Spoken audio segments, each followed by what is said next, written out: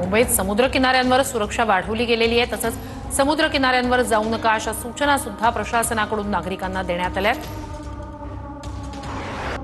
दुसरीकडे समुद्रात मासेमारीसाठी जाऊ नका अशा सूचना मच्छीमारांना प्रशासनाकडून देण्यात आलेल्या आहेत। खबरदारी म्हणूनच या सूचना मच्छीमारांना करण्यात आलेल्या आहेत।